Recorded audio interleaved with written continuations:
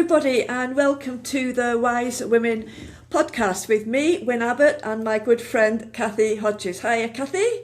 Hello, good morning, Wyn. Lovely to see you as always. So we have got another great podcast for you today, and this one is a bit different to the other ones, but there's very strong links. So we're talking about Bodmin Moor, and there's a lot of lots of folk stories about that, isn't there, Kathy? You know a lot more about this than I do. But I mean, from my point of view, when I look at these kind of landscapes, there's the very liminal spaces. So they're very much, so whether you look at Bodmin Moor or Dartmoor or the Scottish Highlands, they're very much associated with liminality and fairies and spirits. And so I think there's a lot of our folk stories and folk tales that have come out from that. And I'm going to pass you over to Kathy in a minute, but there is a difference between myth and folklore. And up to now, we've been talking quite a bit about myth. And myth is very much about the cosmic order of things, whereas folklore is more about, there's a moral story to most of these, aren't there, Kathy? There's a moral story. And often fearful. So it would be particularly children would try to stop them going to certain places in case they were taken off by the Kelpies or whatever, because it was kind of a bit of protection and controlled by fear. But I mean, I want to hand over to you quite quickly, Kathy, because you know a lot more about Bodmin Moor, and you are in that area of the country. I'm way down the other part of the country. But so tell us more. So, Bodmin Moor. So I thank you, Wyn, by the way, for the handover and the lovely introduction. Thank you very much. So Bodmin Moor is, well, I live on the edge of it, really. There are several towns and villages on the edge of Bodmin Moor. And it has a very eerie but fascinating and a very deep landscape. The feeling and the energy of the place is incredible. And I love being up there. So just to give you a little bit of the ancient history of how it ended up as it is. So believe it or not, if you went to Bodmin Moor now and you looked at it, it might be hard to believe, but it was once a wooded area. So it was a forest. And I know that's a surprise, isn't it? Yeah.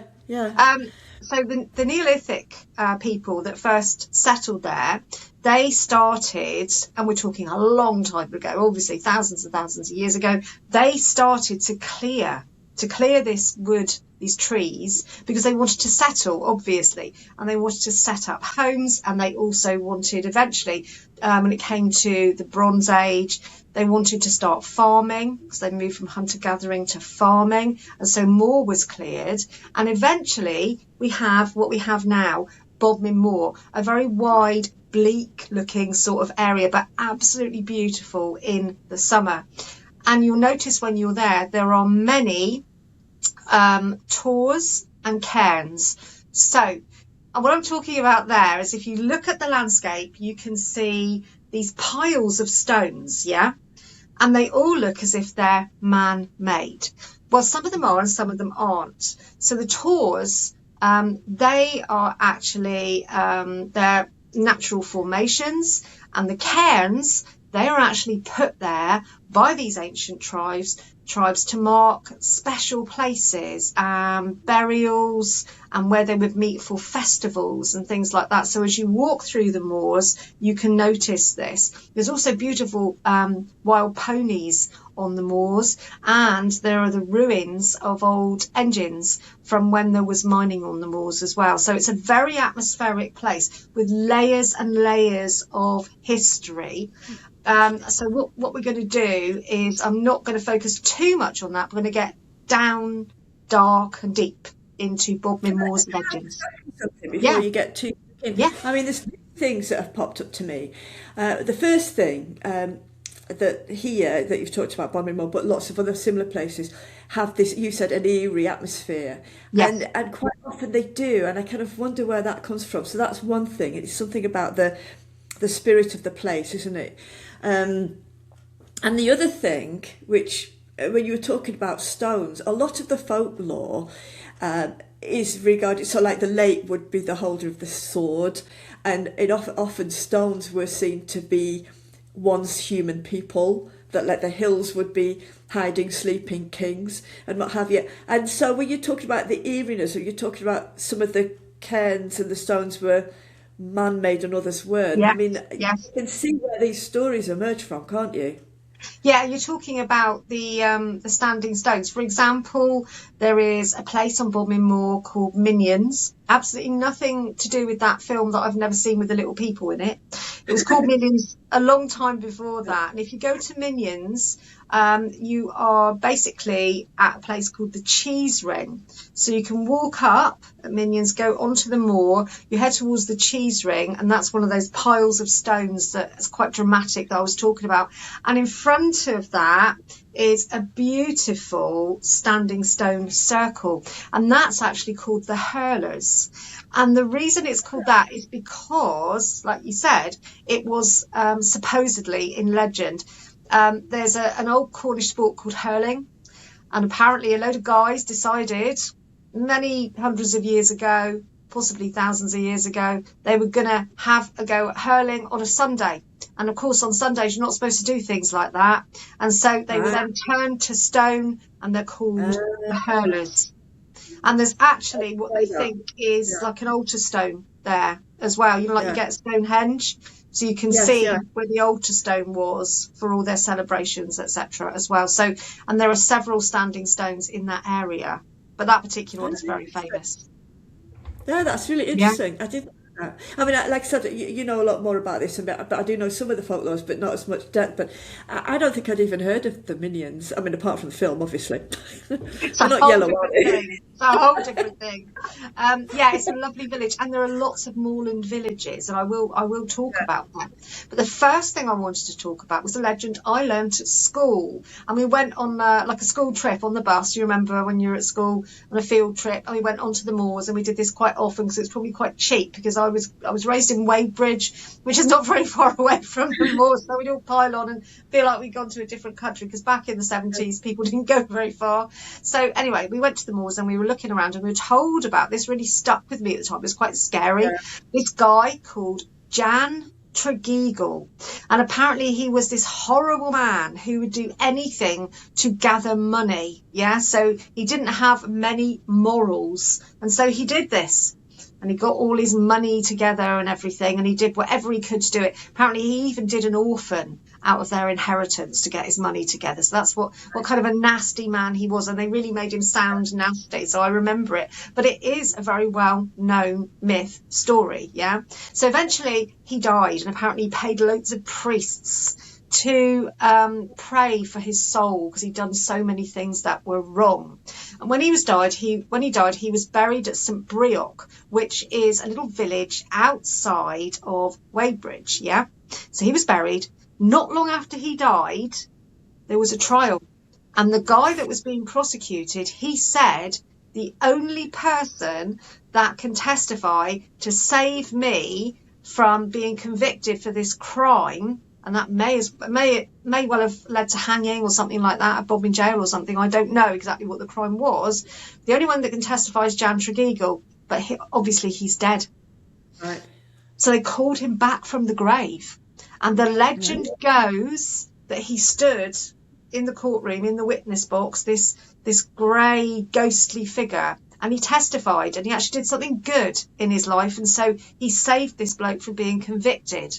Now, that's all done and dusted, but he's not going anywhere. He's still there. So the prior and some other people of similar standing within Bodmin, obviously Bodmin Moor, so Bodmin town is a few miles off on the edge of the moor, they all got together. Then what are we going to do with him now? He's actually redeemed himself a bit.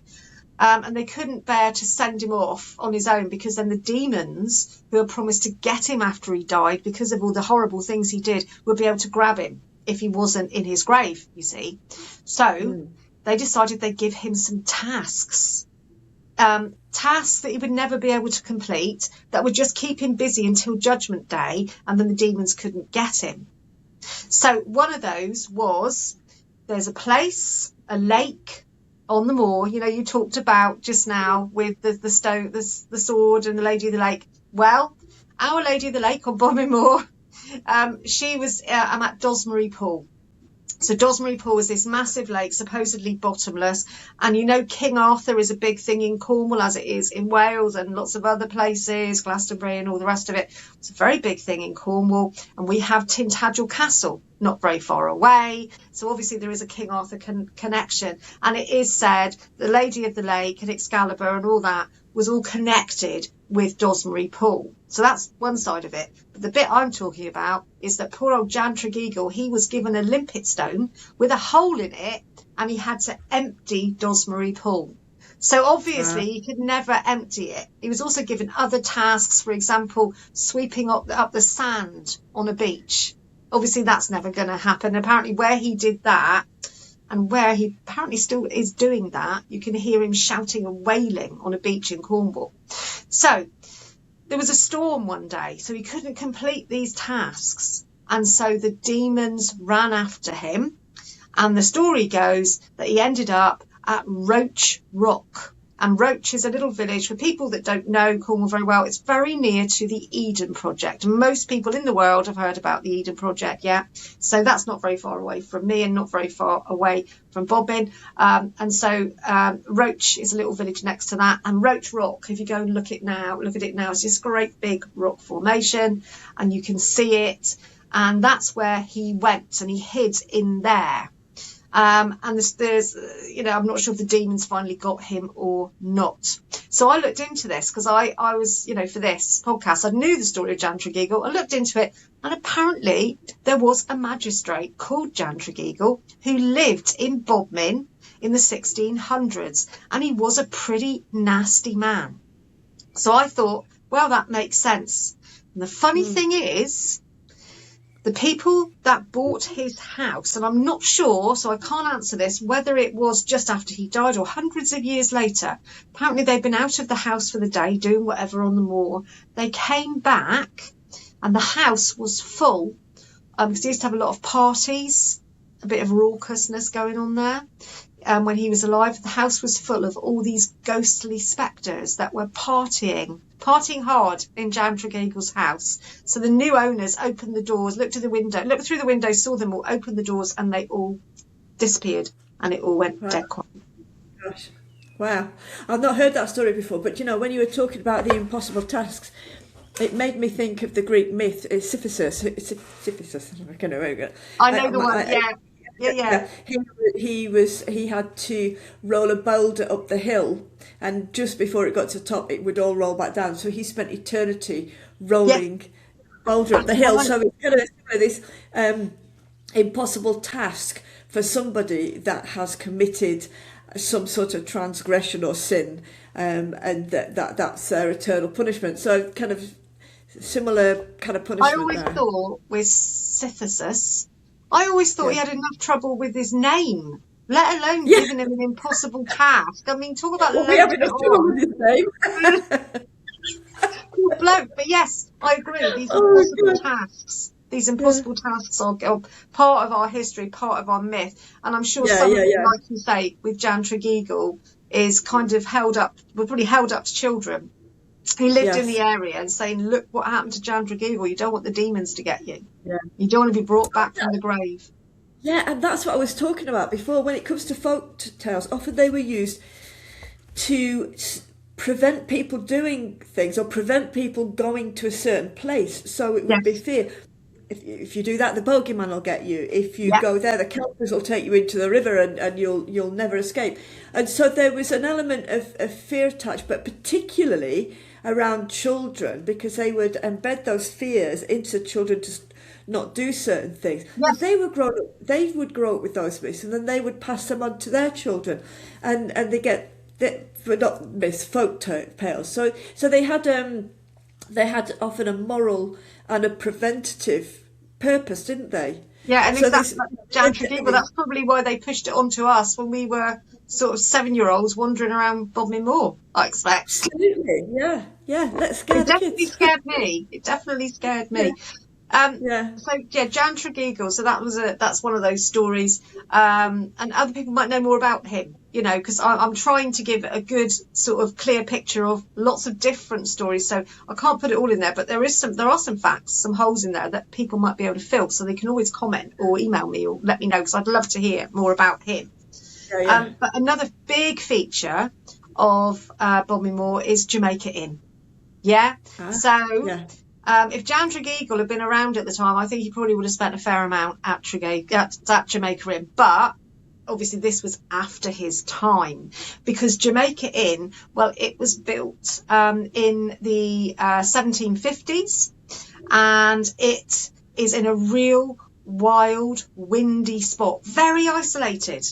And you might think to yourself, why was it built there? I'm sure Daphne du Maurier thought that, because she wrote the book, didn't she? Jamaica Inn. I think that obviously has exploded the myth and the legend and everything. But apparently she got lost on the moors, Daphne du Maurier, with her friend, and they'd hired some horses, and people that aren't used to them don't know how quickly the mist and the fog can come in. And when it comes in, you can't see your hand in front of your face. And this was one of those particular days. So she was out on the moors with her friend. They got lost. They'd hired these horses. So the horses were local and they knew where they were going.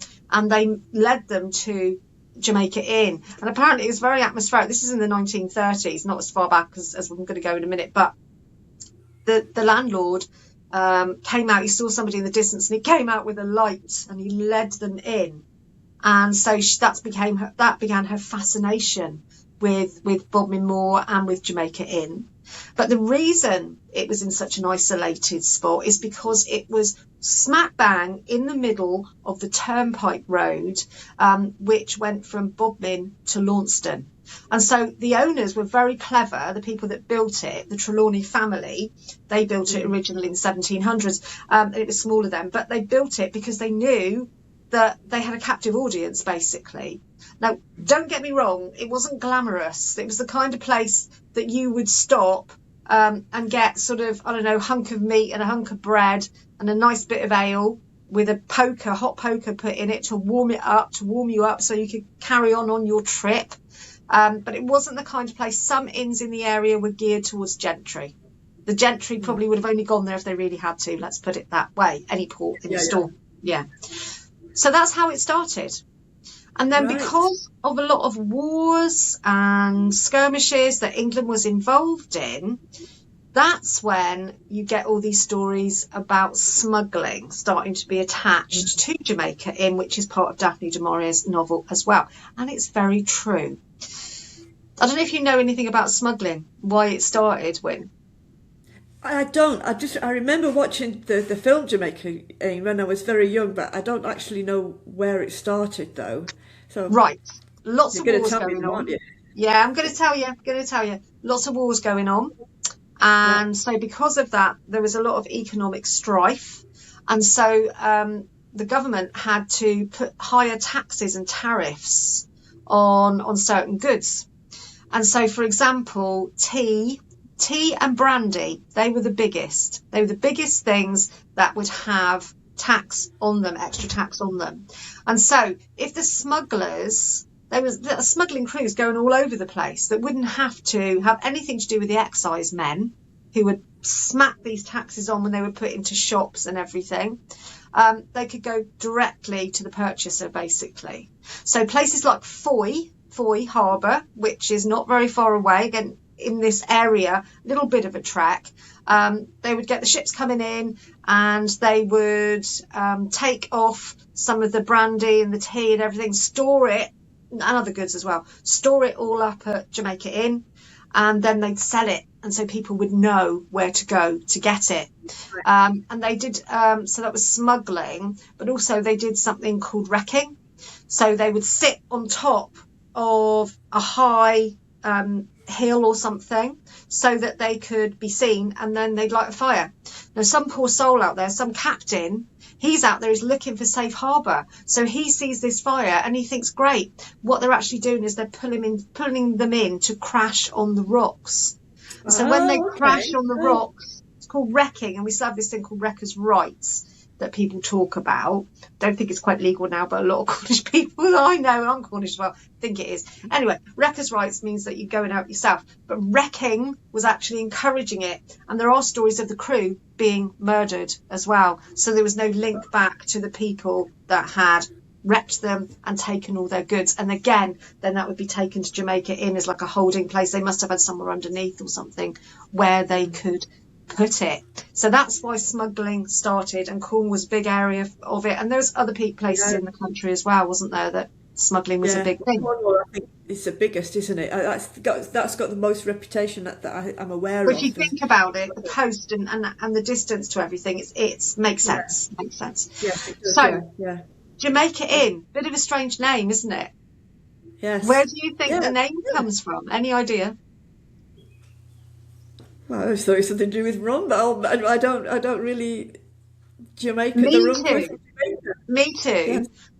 But there's one other story that I've heard, which it sounds lovely, but I don't think it's right. Apparently they had some stuff that they'd smuggled, or they were holding on to this for the smugglers or something at the inn way back, and they had this fruit, and the fruit was starting to go off, so they made some jam out of it, and it became the Jam Maker Inn, Jamaica Inn. Oh, you're joking? No, I think Really? I don't believe that, but that is a nice little romantic story that kicks about, so possibly. Well, What's more likely and a bit never more, know. I mean, what's more likely and a bit more grim is, I think, but it happened, so we've got to talk about it, is the Trelawney family who built Jamaica Inn, owned it for many years. They actually had a plantation in Jamaica. So then we're getting into slavery and all that sort of stuff. And if the family actually did have that connection, and they've made a lot of money that way, which apparently they did, then that would be another reason, I think, because I think energy travels, and I think that perhaps the eerie sort of feeling, the dark feeling that you get sometimes there has something to do with that. But anyway, Jamaica Inn has a lot of history, and some of it includes some hauntings. I mean, it's Bodmin Moor, it's Cornwall, we've got to do a bit of haunting theories and stories and see what we make of them, and whether people believe them or not is up to them. The first one that I heard about is a bloke called Jack. And apparently way back when the inn was a place for smugglers to meet and everything at the bar, he was sat at the bar one day, obviously finished all his smuggling stuff, having a drink, and then somebody came in off the moors, because remember, we're right on the moors here, in the middle of them, and they said, Jack, I want to have a bit of a word with you. So off he went, and he never came back. And he was a regular. But then a little while afterwards, somebody saw him sitting at the bar. And apparently he's been seen sitting at the bar several times, nursing his pint. And then when people go to speak to him, he disappears. And also sometimes he'll sit outside in the car park and sit on the wall, and he will like look in at everybody. And if people go out and try to speak to him, by the time they get there, he's gone. He's a very common one. There's also the highwayman. Now you've got to understand, Bodmin Moor and Jamaica Inn, they are like perfect places for highwaymen to have a drink and then get off on their horses out into the bleak moor, where you've got people, you know, coming through on the way down from London or something like that. They've been travelling all day, they're tired, they're getting lost, and the mist is coming in, and these sorts of people, these highwaymen, then would basically, you know, prey on them, and they didn't care who was in there. But there was a highwayman that apparently was hung, and there was a few that were hung at Bodmin Jail. I'm going to get to Bodmin Jail in a bit. They apparently, one of them specifically does haunt Jamaica Inn, and people have seen him. So he's wearing the tricorn hat and everything. He's very tall, very dark, and people, because it's an inn, so people stay there as well, and people sit in the bar, and apparently he just walks around and then just disappears and walks through walls on a regular basis. I wouldn't like to meet him on a dark night. I do love a good haunting story. I do love a good haunting story. Yes, we get loads. There's loads more at Jamaica Inn. But I know that rooms 4, 5 and 6 apparently are the most haunted, and you get a lot of noises and bangs and wailing. And there's one room particularly where there was a woman with her baby, and she's crying. I'm not sure which room that is. I think it could be room 3. But I have heard, and I'm happy to be proved wrong on this, but apparently if you stay at the inn, I'm not doing an advert, honestly, if you stay at the inn in one of the haunted rooms, they give you a bit of a discount. That's what I've heard. Well, I suppose if you love that sort of stuff, you'd be delighted because you're on a win-win, because you're saving money. So yeah, Jamaica Inn is a big part of the story of Bodmin Moor, and because it was right smack where it was, then a lot of the other stories that happen, they're meandering around Jamaica Inn. So that's Jamaica Inn. So did you learn anything about Jamaica Inn there? I did. Yeah, I learned a lot. I don't really think about it. I remember the film when I was very young, and I just associated it with the smuggling. But yeah, I mean, that's interesting that you said. And it's like what we've talked about every week, every podcast, really. That it's easy to take just a story at face value, but when you start to look at the past, it's fascinating to find out where they actually came from. Yes. And also we talked about that whole area being a liminal space and ghosts and liminal space, and that it all kind of fits with kind of some of the ancient myths we've been discussing. It does. It does. Yeah. I totally agree with you. And it's kind of a theme running through our history, these certain places all over the world. And we're talking about Bodmin Moor today, but they're everywhere. They're everywhere. Yeah, they are. Yeah, absolutely. Yeah. So also there's Bodmin Jail. Yeah, so Bodmin Jail, we're going to segue into Bodmin Jail now, because Bodmin Jail, it's in Bodmin, and Bodmin's a few miles out of Bodmin Moor, but not that far, hence why Bodmin Moor is called Bodmin Moor, of course. Yeah. So, I wanted to talk about Charlotte Diamond, bless her. So Charlotte Diamond, she lived on a farm somewhere between sort of Davidstow and Camelford, and so that's around Moor area, shall we say, as we call it down here. So around that area, and she lived on Penhale Farm, and we're talking about the 1800s, and she was a domestic servant on the farm, and there were 2 other people at least, possibly more, that also lived and worked at the farm, so live-in servants. One of them was a guy called Matthew Weeks, and there was another one called John Stevens, and from what I can gather, they both quite liked Charlotte Diamond. Now, she was beautiful. This is what we've been told. Whether this is exaggerated or not, but I'm pretty sure she was pretty, yeah. But apparently she was very beautiful, and she turned the heads of both of these guys. Got to remember Charlotte.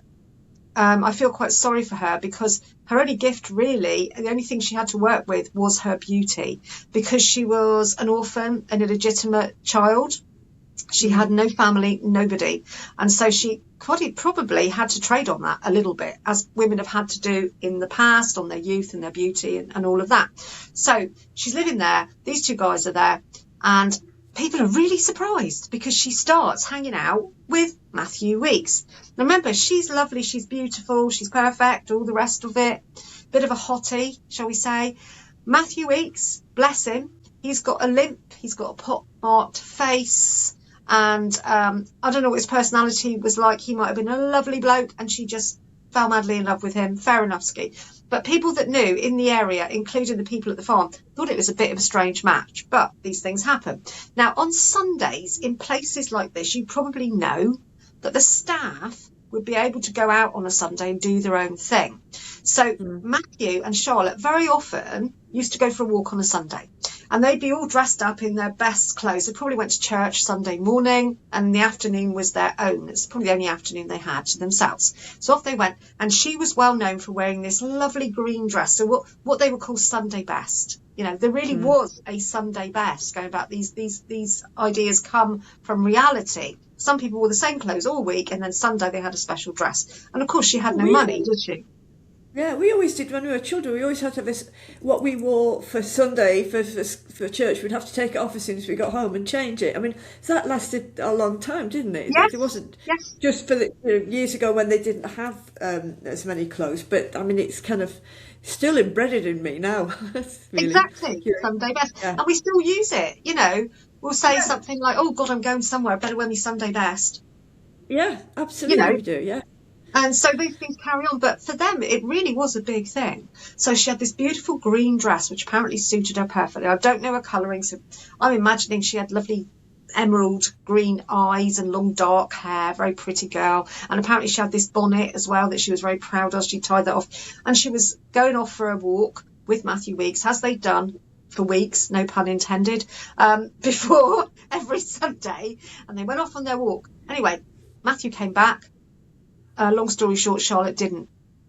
And he gave some story to his employers saying that, I don't know if he said they had a bit of a fallout or something, but he said that she had actually left and she'd gone off to get herself, she'd got herself a position, a place in a moorland village called Blisland, right? So Blisland to Camelford Davidstow by foot is a hell of a long way, believe me.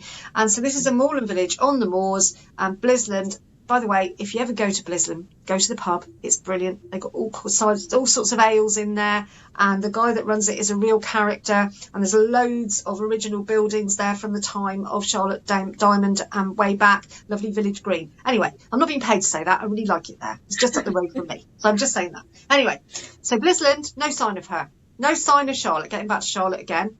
And so eventually, Sunday after, or the Sunday after that, she still hasn't come back. Matthew still went off for his walk on this Sunday and he never came back. And they finally found him at his sister's in Plymouth, which is a fair old way from Bodmin by foot, unless he had enough money to get a carriage.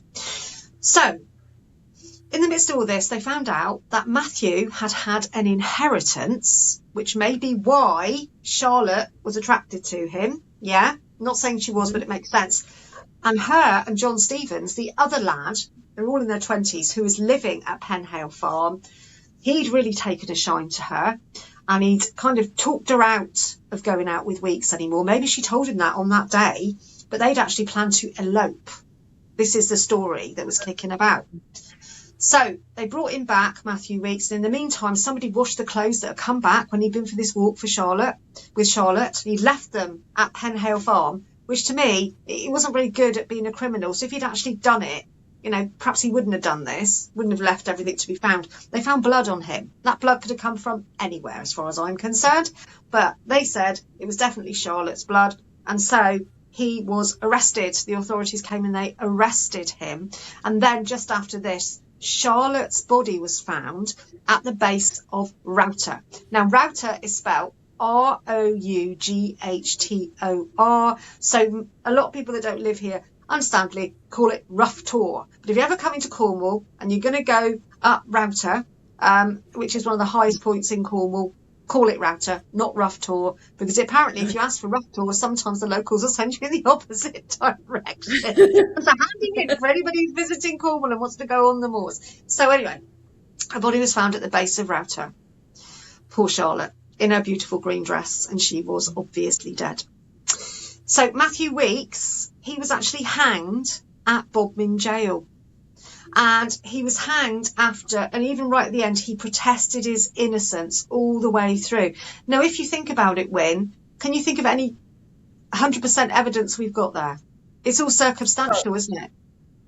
Reminds me a bit of Father Brown, really. I don't know if you ever watched the Father Brown series, and you don't really need any evidence, really. It's just that you were in the right place, you're arrested, and it's a bit like that, really, isn't it? So, yeah.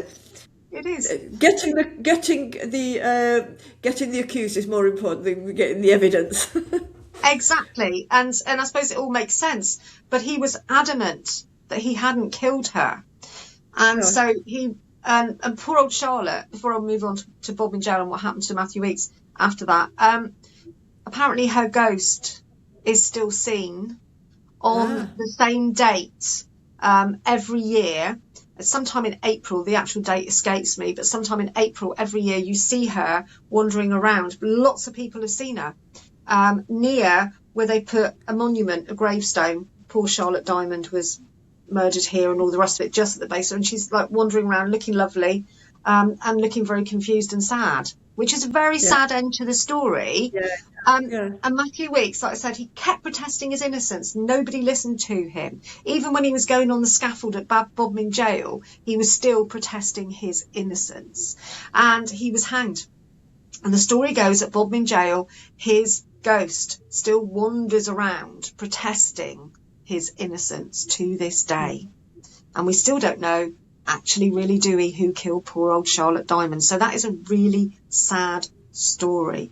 And just, an example of how, without direct evidence, people can be accused and punished and sometimes executed. Maybe he did do it. Maybe he didn't. Yeah. But also, I think it reminds me a bit about our conversations on the witchcraft trials and what have you. Yes. And how those that were the most, that were a bit different, that were poor, that were vulnerable, Yes. they had nobody to speak out for them, did they? No. So it's another kind of form of that, isn't it? So, nobody to stand up for him. And quite often, evidence wouldn't have made any difference because they see somebody that they want to kind of fit the bill, and they need to kind of put this. And also, he had this limp and all the rest of it. Apparently, he wasn't very attractive, so they were surprised, that he was with her. So obviously, it had to be him, didn't it? So we will never know. Yeah, no, never know. But very sad story. But there are several sad stories attached, obviously, to Bodmin Jail, because Bodmin Jail was built in the late 1700s by some people that had been, I'm trying to think of the word, my brain has gone dead, and I'm hoping it's going to rev up any second. So prisoners of war, that's what I was thinking of, from the Napoleonic Wars. From the Napoleonic Wars. And most of the granite that they used to build Bodmin Jail came from Bodmin Moor. So these Napoleonic prisoners of war, they came and they built it. And apparently it was pretty hideous, horrible punishment to build it. Yeah, so it got built. And it was still actually being used until 1927, when it became very overcrowded. So we're almost 100 years ago that it shut. But there were over 50 executions at Bodmin Jail, including Matthew Weeks. They were hangings, and public hangings were going on for quite a long time. So when Matthew Weeks was hanged, it was a public hanging. And you can imagine that there are lots of stories that go with it because of all these hangings and all this terrible punishment. And people would get punished and convicted for very what we would call minor trifling sort of crimes, like stealing a sheep and all that sort of stuff. And if you go to Bodmin Jail now, you can go into the inn and stay in the hotel bit, which is pretty glamorous now. And there's certain rooms they tell you what different things have happened. And also the actual jail, you can go and visit it, and there are plaques in the cells telling you so-and-so stole a sheep and he was imprisoned here and all that sort of thing. So I went there once about 15 plus years ago. And because I'm quite sensitive to things, I went in, I made a big joke of it, saying, they're just like trying to make some money out of it or whatever, a bit of a commercial enterprise. And I got 5 minutes in and I said to my husband, I've got to go upstairs. The whole atmosphere of Bodmin Jail just went on me. And I could sense all the darkness and the misery, the terrible misery. I mean, the conditions there were horrendous, absolutely horrendous. And so you can imagine the atmosphere in that place. You can all the stories that go with it because of all these executions that have happened and all the people that have been convicted and had very sad times there. What is really interesting is that they used to make hangings, like Matthew Weeks, apparently, who killed Charlotte Diamond, supposedly. His was one of the biggest, and they had thousands and thousands of people there. And they had special trains. One of them actually came from Wadebridge, which is not far away from where I am. That's where I grew up. And it would be a family day out. And they'd pack a picnic and all the rest of it. And it was like a gala day. So the word gala day actually comes from gallows. Because, of course, they'd be hung on the gallows. And you would have like a festival atmosphere of people there selling food, selling their wares in Bodmin, at Bodmin Jail. And you'd have like a fete and... yeah, it was a good old time for everybody. I know. I can't. Yeah, I mean that was common across, wasn't it? People would go to executions. I mean, it might be your neighbour and best friend one day, and the next minute you're sat there having a picnic. But it's no wonder that. Because energy, I mean, you know yourself, you're very sensitive, I'm very sensitive to energy. You go in a room and you know if something's happened, you know if someone's had an argument, you feel the energy. When you go to places like that, you've got all that trapped energy that's gone from year on year on year on year, and it's not escaping anywhere. So it's no wonder that it feels kind of oppressive and scary and dark, because you can understand that completely. Yeah, it Wow. really does. You really get that feel there. But apparently, it's a fantastic place to stay. Yeah. And so, yeah, it's definitely worth going to have a look at Bodmin Jail. And Okay. talking about, we talk about the witch trials that the witchcraft stories and the short history of witchcraft. That's our last podcast that you did. Interestingly, there is a story of a lady who was described as a witch, who was at Bodmin Jail, maybe many of them. This is the one I know about. And her name was Joan White. And she was known as the Fighting Fairy of Bodmin Moor. And she actually lived on Bodmin Moor and in Bodmin, moved about a bit. And she used to go around Bodmin Moor, and she was a herbalist, and she was a healer. She was also a clairvoyant, so she would tell fortunes and things. But she wasn't arrested for witchcraft. She was actually arrested for brawling. She was known for being not very tall, but very feisty. And so that's why they called her the Fighting Fairy, I'm assuming. So, and also, apparently she had an abscess. And in those days, poor Joan, I always call her poor Joan because I feel so sorry for her. When you hear about a story, you will as well, I'm sure. Poor Joan had this abscess. And obviously in those days, if you didn't have money, you didn't get things sorted. People didn't have as good a diet, etc. But she had a really sweet tooth. But one day she had a big old fight. And I think perhaps the abscess made her a bit more feisty. And the fighting was so bad, she was arrested. And she was taken to Bodmin Jail, and that was in the 1700s, and she stayed there because a lot of the time nothing happened. You were just chucked in these horrible conditions in there. You can imagine the walls dripping down with water and slime and all the rest of it, and like straw on the floor. Children, the youngest one I think was 6 that was at Bodmin Jail, just chucked in with everybody else. Hideous conditions. But anyway, she died, not surprisingly, but she lived till she was, I think it was 1813 she died. So she was there a little while. When she died, I don't know if you know, Wyn, but in those days, paupers, people who couldn't afford to pay for paupers, people who couldn't afford to pay for their funeral, who had no family to bury them, they would be sent off to be experimented on to very often Edinburgh, London, the teaching hospitals. So their bodies would be used for medical research. And she was one of those people. So she was sent off, I think it was to London. They did the medical research, but then they sent her bones back. And at one point, there was a guy who was the governor of Bodmin Jail. And from what I've heard about him, his name was Hicks. He wasn't a very nice bloke anyway. And he would get the gentry to come in. He would display poor Joan's bones to them. They would have a dinner and he'd get them to pay. And then because they knew she was a clairvoyant, they'd ask her bones questions. Oh, so right. And then you'd hear a banging or a knocking, apparently. Probably not, with her answering the questions. I think that is deplorable. Wow, that's a new one to me. I've not heard that one at Yeah, all. he did that to her. And then her poor bones ended up on display in the Witchcraft Museum in Boscastle. And they were open to come into the pub. People came in and just saw them displayed. And then the new owners took over in the 90s and they thought to themselves, this isn't right, this poor lady. So what they did was they couldn't get her buried in consecrated ground. But what they did was they buried her near Minster Church, near Boscastle. It's beautiful there, in the woods. And she's got a stone and it's got a lovely inscription on it. And people actually still go there and they take gifts of tobacco because apparently she liked to smoke. Because ladies used to have the old clay pipes and stuff. And she also had a sweet tooth, which is probably something to do with her abscess. So people now do take gifts of sweets and stuff. And so she is remembered now. So it's kind of a nice end to what really was a horrible story.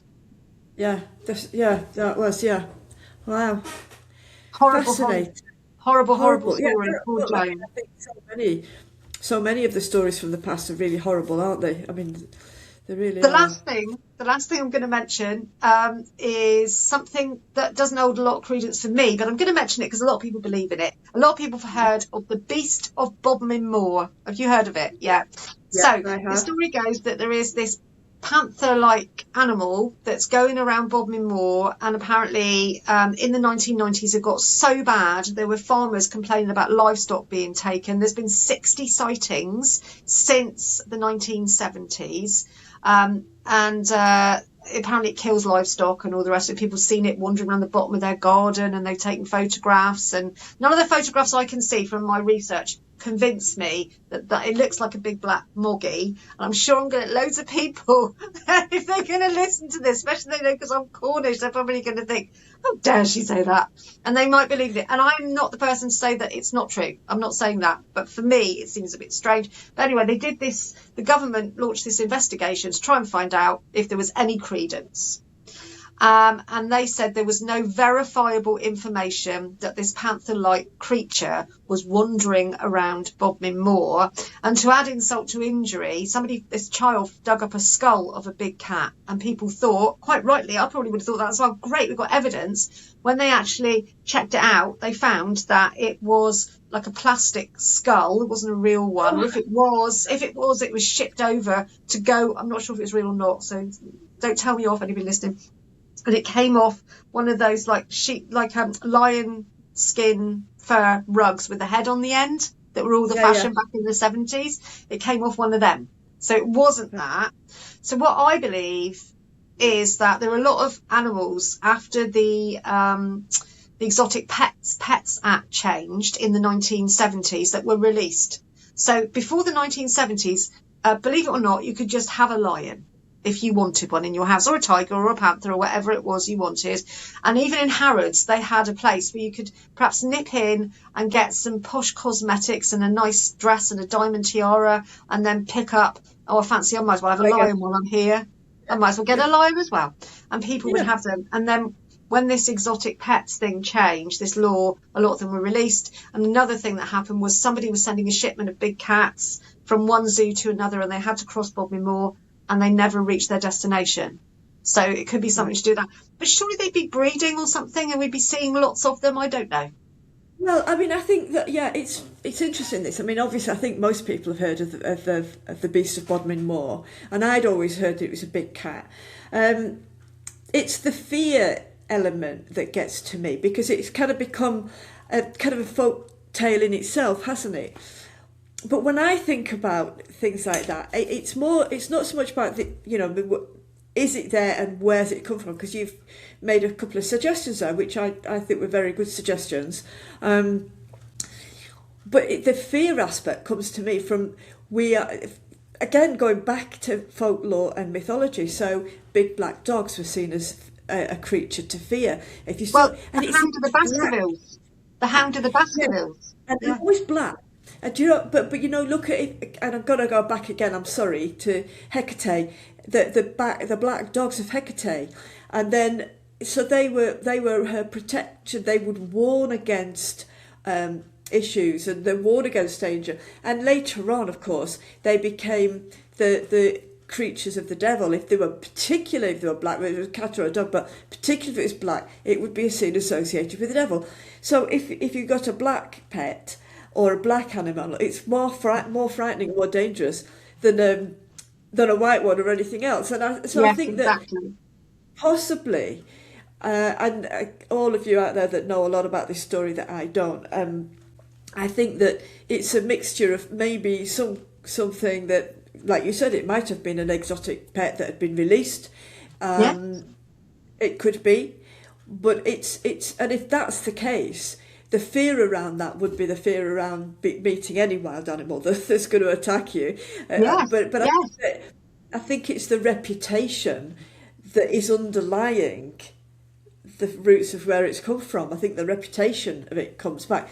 And if it was a Snow White one, I wonder if there'd be as much fear around it. I know exactly what you're saying there, because it's black, so it's like, Yeah. You see that people talk about white stags, and it's like magical because it's white, and there's just this thing about it. But when it's black, there's more of a threat behind it, and it goes way back to ancient things. So I mean, I don't know that, but that is really what kind of popped into my head when you were talking about it. Yes, But yeah, and I it's think you're absolutely right. And I think sometimes we want to see these things because if you think about England, it's very barren when it comes to big animals. I mean, we would have had saber-toothed tigers and woolly mammoths and all sorts of things roaming yeah, around. We don't get to see them. But this ancestral need, I think, that we've got to see the wild, yeah, to see yeah, something like that. And also, we've also got this sort of it's excitement, but it's also fear and this fight or flight sort of thing in us. So that yeah, from our ancestors, because you know there was a time you could go around a corner and get eaten by a saber-toothed tiger, so you had to be fully on it and ready. So perhaps some of yeah, it is in us that we're ready to see it because it's so primeval. yeah. And my sister, a different thing, but my sister lives in Colorado, and she will get bears in the garden. And I think, oh my God, a bear! I'm getting really excited about the thought of having a bear in the Yeah, garden. but I mean, she obviously, doesn't. she doesn't want it in the house. But you know, I mean, because she lives in the Rockies, so there's, you know, there are bear, and there's more and more bear activity coming into the town now. Whereas, Yes, you know, yes, we yes. think, wow, God, bear in the garden, that's amazing. You know, I've got a cat in mine, but I know, but you know slightly what I mean? different. It's slightly different, isn't it? It is, So yeah, yeah. that's where I'm going to end with the Beast of Bodmin Moor. But I mean, I hope you've enjoyed it. I hope and I hope everybody else has enjoyed it. I think it's brilliant. Oh, really interesting. Yeah, really interesting. Yeah, and it's just nice to kind of look at all the different folk tales and where they come from, and yeah, I think that's great. Thank you for that. Exactly. No problem. Yeah. And we are looking forward to another podcast, but with Win, the next one. It's going to be something completely different, isn't it, Win? Completely different to Bodmin Moor. This is Yeah, what we it love is. Yeah, about this podcast series, though, because the episodes are all going to be about myths and legends yeah, from all yeah, over the world, hopefully. yeah. And so we want your suggestions as well. So of something you might like us to investigate, because we love a bit of research, don't we, Win? But I'm going We to pass definitely you do. over to Win to tell us about the next podcast. Yeah, so the next podcast is going to be on the Morning Star. So we're looking at from Inanna to Lucifer. So the Morning Star, outside of the sun and the moon, was the next brightest star in planet in the night sky, and there's so much myth around it. So we go back to ancient Sumeria, and Inanna was seen as the queen of heaven, queen of the underworld, and so she was the morning and the evening star. And as she evolved Right. into Astarte, Ishtar, and Astarte, and Aphrodite, and Yeah, yeah. Venus, they were each the morning star until we got to Christianity, and then it became Lucifer. So they're very powerful goddesses, and suddenly became Lucifer, or the devil being thrown from the heavens. So there's so much story about that. So I'm going to talk about that, but also the pattern that it makes around as it goes round the sky. Over a 8-year period is the pentacle. So there's a lot to unpick with that. So we're going to be looking at that. So that's going to be it's one That of my sounds favourite stories. absolutely fascinating. And yeah, there's so much we're going to learn. I'm going to be brushing up some questions for you about that one, Win. Okay, yes, do. Yeah. Right. So that's it. So that's what we're going to do next time. So please, if you haven't already, press the subscribe button and like us. And if you can, spread the word, share, whatever. We would really appreciate that. But thank you very much. And Kathy, that was brilliant as ever. Thank you. So I've learned a No lot. problem. I thoroughly enjoyed researching that. It brought back a lot of memories from Yeah. when I was a child. So it's great. Yeah. Yeah. I want to go now. I want to go to Bodmin Jamaica Inn and Bodmin I Jail. And know. We should be sponsored. we Giving all should. this We information. do. It's free. Good Well, idea. anyway, yeah, anyway, but that's great. So we will see you next time. Hope you've enjoyed this episode, and see you again. Okay, bye for now. Fabulous. Fabulous. Take care, Win. Thank you. Bye.